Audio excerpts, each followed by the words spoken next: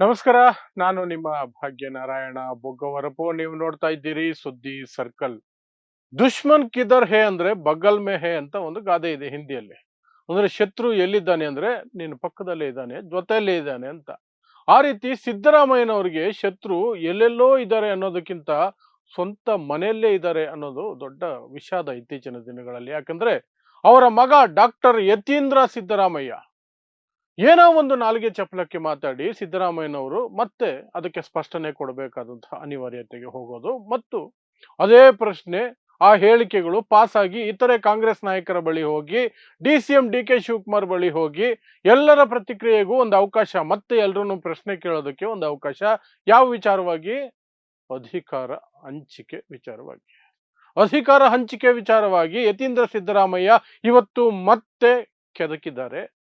ಪತ್ರಕರ್ತರು ಅಥವಾ ಈ ಗೋಧಿ ಮಾಧ್ಯಮಗಳೇನಿದಾವೆ ಅವುಗಳ ಚಕ್ರವ್ಯೂಹಕ್ಕೆ ಮತ್ತೆ ಸಿಲುಕೊಂಡಿದ್ದಾರೆ. ಅವರು ಬೇಕು ಅಂತ ಕೆರೀತಾರೆ, ಇವರು ಅದಕ್ಕೆ ಯಾವ ರೀತಿ ಪ್ರತಿಕ್ರಿಯಿಸಬೇಕು ಅಥವಾ ಮೌನ ವಹಿಸಬೇಕು ಅದನ್ನ ಮಾಡದೆ ಏನಾದರೂ ಒಂದು ಹೇಳಿ ಅದನ್ನ ವಿವಾದ ಸೃಷ್ಟಿ ಮಾಡ್ತಾರೆ. ಮತ್ತೆ ಇವತ್ತು ಅದೇ ನಡೆದಿದೆ.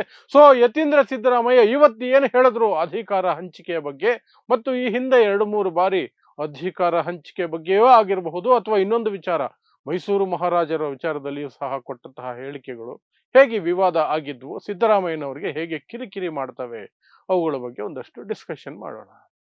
ಸೊ ನಿಮಗೆ ಗೊತ್ತಿರೋ ಹಾಗೆ ಕುರ್ಚಿ ಕಿತ್ತಾಟ ನಡೀತಾನೆ ಇದೆ. ಅದಕ್ಕೊಂದು ಅಲ್ಪ ವಿರಾಮ ಬಿದ್ದಿದೆ. ಯಾಕೆಂದ್ರೆ ಬೆಳಗಾವಿ ಅಧಿವೇಶನ ನಡೀತಾ ಇದೆ. ಇದರ ನಡುವೆ ದೆಹಲಿಯಿಂದ ಆದೇಶ ಇತ್ತು, ಅಧಿವೇಶನಕ್ಕೂ ಮೊದಲು ಒಂದು ಬ್ರೇಕ್ಫಾಸ್ಟ್ಗೆ ಸೇರಿ ಒಂದು ಸಂಧಾನ ರೂಪದಲ್ಲಿ ಮಾತಾಡ್ಕೊಳ್ಳಿ, ಒಗ್ಗಟ್ಟನ್ನು ಪ್ರದರ್ಶನ ಮಾಡಿ, ಒಟ್ಟಿಗೆ ಜಾಯಿಂಟ್ ಪ್ರೆಸ್ ಕಾನ್ಫರೆನ್ಸ್ ಮಾಡಿ ಅಂತೆಲ್ಲ ಮೇಲಿಂದ ಆದೇಶ ಬಂತು.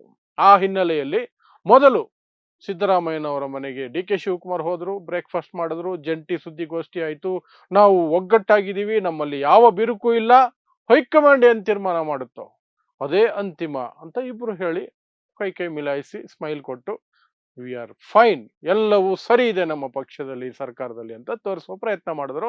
ಆ ನಂತರ 2-3 ದಿನಗಳ ನಂತರ ಸಿದ್ದರಾಮಯ್ಯನವರನ್ನ DK ಶಿವಕುಮಾರ್ ತಮ್ಮ ಮನೆಗೆ ಬ್ರೇಕ್ಫಾಸ್ಟ್ ಕರೆದ್ರು.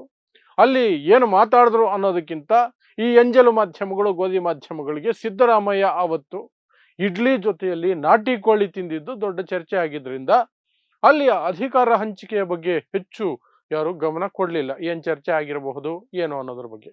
ಎನಿಹೌ ಗೋಧಿ ಮಾಧ್ಯಮಗಳು, ಎಂಜಲು ಮಾಧ್ಯಮಗಳು ಅದನ್ನ ಜೀವಂತ ಇಡುವಂತಹ ಪ್ರಯತ್ನ ಮಾಡೋದಕ್ಕೆ ಕಾಂಗ್ರೆಸ್ ಒಂದು ಬ್ರೇಕ್ ಹಾಕ್ತು.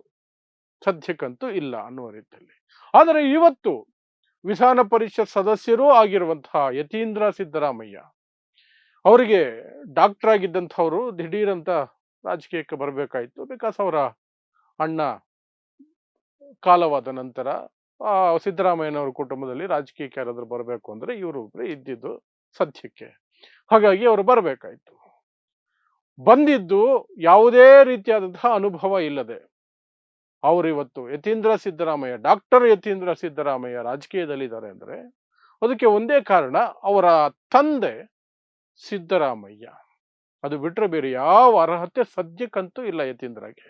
ಯಾವ ಅರ್ಹತೆನೂ ಸದ್ಯಕ್ಕಿಲ್ಲ. ರಾಜಕೀಯ ಅನುಭವ ಇಲ್ಲ, ಏನೋ ಹೋರಾಟಗಳು ಅಥವಾ ಪಕ್ಷದ ಚಟುವಟಿಕೆ ಯಾವುದು ದೊಡ್ಡ ಮಟ್ಟದಲ್ಲಿ ಮಾಡಿಲ್ಲ, ಯಾವುದು ಮಾಡಿಲ್ಲ. ನೇರ ಡಾಕ್ಟರ್ಶಿಪ್ ಇಂದ ಈ ಪೊಲಿಟಿಷಿಯನ್ಶಿಪ್ಗೆ ಬಂದಿರುವಂತಹದ್ದು.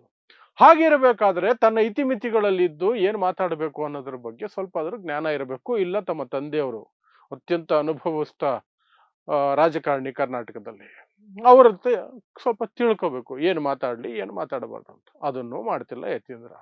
ಸೊ ಇವತ್ತು ಮತ್ತೆ ಪತ್ರಕರ್ತರು ಒಂದು ಚಕ್ರವ್ಯೂಹದ ಭಾಗವಾಗಿ ಮತ್ತೆ ಅದಕ್ಕೆ ಅಧಿಕಾರ ಹಂಚಿಕೆ ಬಗ್ಗೆ ಪ್ರಶ್ನೆ ಕೇಳಿದ್ರು. ಮೈಕ್ ಹಿಡಿದ ತಕ್ಷಣನೇ ಯತೀಂದ್ರ ಸಿದ್ದರಾಮಯ್ಯಗೆ ಅವರು ಅನುಭವದ ಕೊರತೆ, ಈ ನಾಲಿಗೆ ಚಪಲ ಎಲ್ಲ ಸೇರಿ ಮತ್ತದೇ ಹೇಳಿಕೆ ಕೊಟ್ಟರು. 5 ವರ್ಷ ಇವರೇ ಸಿದ್ದರಾಮಯ್ಯನವರೇ ಮುಖ್ಯಮಂತ್ರಿ ಆಗಿರ್ತಾರೆ, ಸದ್ಯಕ್ಕೆ ಯಾವುದೇ ಬದಲಾವಣೆ ಇಲ್ಲ ಅಂತ. ಸಾಕು ಮಾಧ್ಯಮಗಳಿಗೆ ಶುರು ಹಚ್ಕೊಂಡ್ರು. ಮತ್ತೆ ಕುರ್ಚಿ ಕಾದಾಟದ ಬಗ್ಗೆ ಚರ್ಚೆಗಳನ್ನ ಶುರು ಮಾಡ್ಕೊಂಡ್ರು. ಮತ್ತೆ ಸಿದ್ದರಾಮಯ್ಯ ಬಳಿ ಹೋಗ್ತಾರೆ, DK ಶಿವಕುಮಾರ್ ಬಳಿ ಹೋಗ್ತಾರೆ. ಯತೀಂದ್ರ ಹಿಂಗಂದ್ರು, ಅವ್ರ ಹಂಗಂದ್ರು, ಇವ್ರ ಹಂಗಂದ್ರು ಅಂತ ಆಲ್ರೆಡಿ ಕೇಳಿದ್ದಾರೆ. ಸಿದ್ದರಾಮಯ್ಯ ಅದಕ್ಕೆ ಉತ್ತರ ಕೊಟ್ಟಿದ್ದಾರೆ. ಹೈಕಮಾಂಡ್ ತೀರ್ಮಾನ, ಆ ರೀತಿ ಏನಿಲ್ಲ, ಹೈಕಮಾಂಡ್ ಏನೇ ಹೇಳುತ್ತೋ ಅದೇ ರೀತಿ ಅಂತ. ಈ ಕಡೆ ಡಿ ಕೆ ಶಿವಕುಮಾರ್ ಹೇಳಿದ್ದಾರೆ, ಯತೀಂದ್ರ ಹತ್ರ ನಾನು ಮಾತಾಡ್ತೀನಿ, ಹೈಕಮಾಂಡ್ ಏನು ಹೇಳುತ್ತೋ ಅದನ್ನ ನಾವು ಮಾಡ್ತೀವಿ ಅಂತ. ಆದ್ರೆ ಇಲ್ಲಿಗೆ ಪತ್ರಕರ್ತರು ಬಿಡಲ್ಲ. ಸೋ ಕಾಲ್ಡ್ ಪತ್ರಕರ್ತರು, ನಾಟ್ ಎಕ್ಸಾಕ್ಟ್ಲಿ ಪತ್ರಕರ್ತರು ಇವರೆಲ್ಲ, ಎಂಜಲು ಮಾಧ್ಯಮಗಳು, ಬಿಜೆಪಿಯ ಗುಲಾಮಗಿರಿಯಲ್ಲಿ ನರಳುವವರನ್ನ ನಾವು ಪತ್ರಕರ್ತರು ಅಂತ ಹೇಳೋದಕ್ಕೆ ಬರಲ್ಲ. ಹಾಗಾಗಿ ಬಟ್ ಆ ಪೋಸ್ಟ್ ಅಲ್ಲಿ ಇರೋದ್ರಿಂದ ಅವರನ್ನ ಪತ್ರಕರ್ತರು ಅಂತ ಅನಿವಾರ್ಯವಾಗಿ ಕರಿಬೇಕಾದಂತಹ ಅನಿವಾರ್ಯತೆಯಲ್ಲಿ ಕರಿತಿರ್ತೀನಿ. ಸೊ ಇದಕ್ಕೊಂದು ಅವಕಾಶ ಕೊಟ್ಟರು. ಬಟ್ ಯತೀಂದ್ರ ಸಿದ್ದರಾಮಯ್ಯ ಈ ರೀತಿ ಸಿದ್ದರಾಮಯ್ಯನವರಿಗೆ ಕಿರಿಕಿರಿ ಕೊಡ್ತಿರೋದು ಇದೇನು ಮೊದಲೇನಲ್ಲ. ಒಂದೂವರೆ ವರ್ಷದ ಹಿಂದೆ ಅನ್ಸುತ್ತೆ, ಯಾವುದೋ ಒಂದು ಆನ್ ಕ್ಯಾಮ್ರಾ ಯಾವುದೋ ಫೋನ್ ಕಾಲ್ ಅಲ್ಲಿ ಅವರ ತಂದೆ ಅವರು ಸಿದ್ದರಾಮಯ್ಯನವ್ರ ಹತ್ರ ಮಾತಾಡ್ತಾ ಯಾವುದೋ ಪೋಸ್ಟಿಂಗ್ ಬಗ್ಗೆನೋ ಟ್ರಾನ್ಸ್ಫರ್ ಬಗ್ಗೆನೋ ಮಾತಾಡ್ತಾ, ಇವ್ರನ್ನೆಲ್ಲ ನಾನು ಹೇಳಿದ್ದು ಅವ್ರನ್ನ ಹಾಕಿ ಅಂತ, ಅವ್ರನ್ನೆಲ್ಲ ಈ ಎದುರುಗಡೆ ಕ್ಯಾಮ್ರಾ ಇದೆ ಅನ್ನುವಂತಹ ಕಾಮನ್ ಸೆನ್ಸ್ ಇಲ್ಲದೇನೆ ಏನೋ ಮಾತಾಡಕ್ ಹೋಗಿ ಅದನ್ನ ಕುಮಾರಸ್ವಾಮಿ ಅವರು ಕ್ಯಾಚ್ ಮಾಡ್ಕೊಂಡ್ರು. ಇಲ್ಲಿ ನೋಡಿ ಏನ್ ದಂಧೆ ನಡೀತಾ ಇದೆ, ಟ್ರಾನ್ಸ್ಫರ್ ದಂಧೆ ನಡೀತಾ ಇದೆ, ಅಪ್ಪ ಮಕ್ಕಳು ಏನ್ ಮಾಡ್ತಿದ್ದಾರೆ ನೋಡಿ ರಾಜ್ಯದಲ್ಲಿ ಅಂತ ಅದಕ್ಕೊಂದು ಕಿರಿಕಿರಿ ಸಿದ್ದರಾಮಯ್ಯನವ್ರಿಗೆ ಮಾಡಿಕೊಟ್ರು. ಆ ನಂತರ ಒಂದಲ್ಲ 2-3 ಬಾರಿ ಸಿದ್ದರಾಮಯ್ಯನವರೇ ಮುಖ್ಯಮಂತ್ರಿಯಾಗಿ 5 ವರ್ಷ ಪೂರೈಸ್ತಾರೆ ಅಂತ ಹೇಳುವಂತಹದ್ದನ್ನ ಮತ್ತೆ ಮತ್ತೆ ಮಾಡಿದ್ರು. ಅದಕ್ಕಿಂತ ದೊಡ್ಡದಾಗಿ ಕಿರಿಕಿರಿ ಆಗಿದ್ದು ಸಿದ್ದರಾಮಯ್ಯನವರಿಗೆ, ಸಿದ್ದರಾಮಯ್ಯನವರ ಕೊಡುಗೆ ಮೈಸೂರು ಮಹಾರಾಜರ ಕೊಡುಗೆಗಿಂತ ಜಾಸ್ತಿ ಇದೆ ಅಂತೆಲ್ಲ ಹೇಳ್ಬಿಟ್ರು ಡೆವಲಪ್ಮೆಂಟ್ ವಿಚಾರದಲ್ಲಿ. ಅದು ಆಕ್ಚುಲಿ ಕಾಂಗ್ರೆಸ್ಸಿನವರೇ ಒಪ್ಪಲಾರದಂತಹ ಒಂದು ಹೇಳಿಕೆ. ಯಾಕೆಂದ್ರೆ ಯು ಕೆನಾಟ್ ಕಂಪೇರ್ ಮೈಸೂರು ಮಹಾರಾಜರ ಕೊಡುಗೆಯನ್ನ. ಮೈಸೂರು ಮಹಾರಾಜರು ನೂರಾರು ವರ್ಷಗಳಿಂದ ಮೈಸೂರು ಪ್ರಾಂತ್ಯಕ್ಕೆ, ನಾಟ್ ಓನ್ಲಿ ಮೈಸೂರು ಡಿಸ್ಟ್ರಿಕ್ಟ್, ಇಡೀ ಮೈಸೂರು ಪ್ರಾಂತ್ಯ ಏನಿದೆ, ಬೆಂಗಳೂರು ಸೇರಿದಂತೆ ಎಲ್ಲ ಭಾಗಗಳಿಗೂ ಸಹ ಅವರು ರಾಜರಾಗಿದ್ದರಿಂದ ಸಾಕಷ್ಟು ಕೊಡುಗೆಯನ್ನ ಕೊಟ್ಟಿದ್ದಾರೆ. ಅದನ್ನ ಸಿದ್ದರಾಮಯ್ಯನವರು 5 ವರ್ಷದಲ್ಲೋ 10 ವರ್ಷದಲ್ಲೋ ಅದನ್ನು ಮೀರಿಸುವಂತಹ ಕೆಲಸಗಳನ್ನ ಮಾಡೋದಕ್ಕೆ ಸಾಧ್ಯ ಆಗತ್ತೆ ಅಂದ್ರೆ ಅದು ಸಾಧ್ಯನೂ ಇಲ್ಲ, ಮಾಡೂ ಇಲ್ಲ, ಮಾಡಕ್ ಆಗೋದೂ ಇಲ್ಲ. ಆದರೂ ಸಹ ನಾಲಿಗೆ ಚಪಲಕ್ಕೆ ಯತೀಂದ್ರ ಸಿದ್ದರಾಮಯ್ಯ ಈ ಡೈಲಾಗ್ ಹೊಡೆದು ಆಗ್ಲೂ ಸಹ ಸಿದ್ದರಾಮಯ್ಯನವರಿಗೆ ಕಿರಿಕಿರಿ ಆಗಿತ್ತು. ಸೊ ಇದು ಡಾಕ್ಟರ್ ಯತೀಂದ್ರ ಸಿದ್ದರಾಮಯ್ಯನವರ ಒಂದು ರುಟೀನ್ ವರ್ಕ್ ಆಗ್ತಾ ಇದೆ. ಅದು ಸಿದ್ದರಾಮಯ್ಯನವರಿಗೆ ಒಂದಲ್ಲ ಒಂದು ರೀತಿಯಲ್ಲಿ ಕಿರಿಕಿರಿ ತಲೆನೋವು ಆಗ್ತಿದೆ.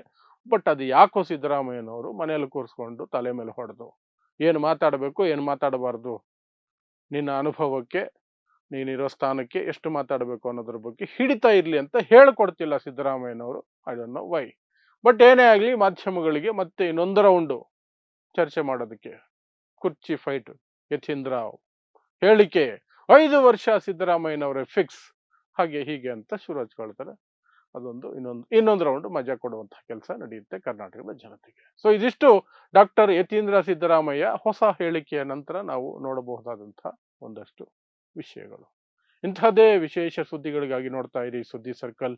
ನಾನು ನಿಮ್ಮ ಭಾಗ್ಯನಾರಾಯಣ ಬೊಗ್ಗವರಪೋ.